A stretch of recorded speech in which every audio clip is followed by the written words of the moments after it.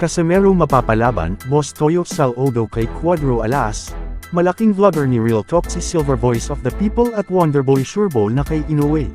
Una sa mga balitang boxing ay alam naman natin na si Cuadro Alas ay naging guest sa programa ni Boss Toyo at sobrang init ang pagtanggap nito kay Champ. Senyales kung gaano kalaki ang respeto nito sa ating pambato na si former 3 Division World Champ Casimero. Sa kaugnay na balita ay parang ayaw na ni Casimero sa kanyang long-time idol na si Ivana Alawi ng personal na mamit ang co-host ni Boss Toyo na si Misa Eva Mendez.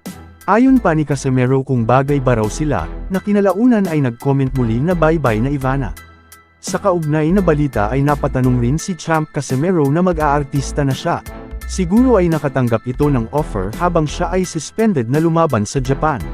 Pwede naman siguro as long as hindi siya ma-overwhelmed sa mundo ng showbiz na more on party-party at social gatherings na baka mapabayaan ang pag-training. Meanwhile ay parang kino-toxic si Pinoy prospect Welgen Mindoro sa kilalang hater ni Alas. Dahil ating napag-alaman na sa pambihirang pagkakataon ay may isang content creator na si Handrap TV ang walang takot na ni Real Talk ang isang page na pinaniniwalaan ng mga commenters. Na pagmamay-ari ni Chitae ang Silver Voice of the People.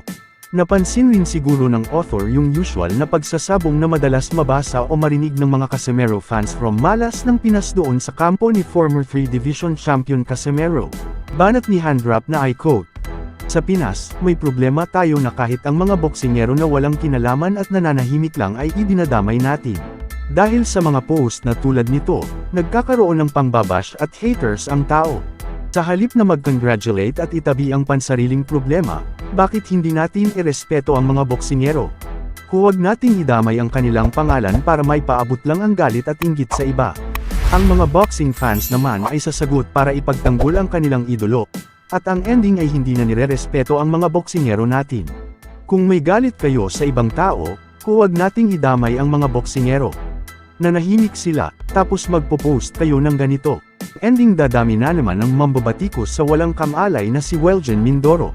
Kaya di magkaisa ang mga boxing fans sa Pinas dahil sa mga post na tulad nito.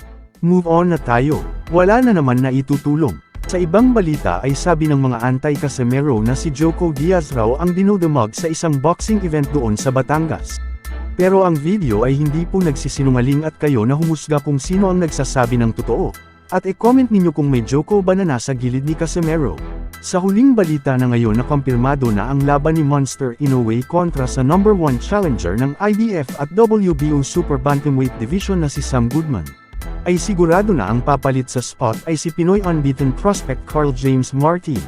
Kaya sabi ng ibang mga fans na maghahanap ang kampo ni Wonderboy ng isang opponent na magbibigay sa kanya ng easy win para hindi mas ilat ang chance na mapalaban kay Naoya.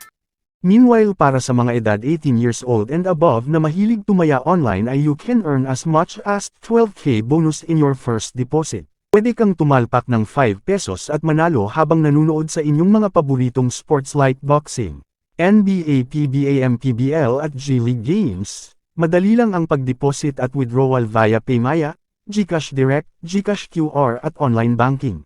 Please check comment section para sa pagrehistro at gamitin ang promo code.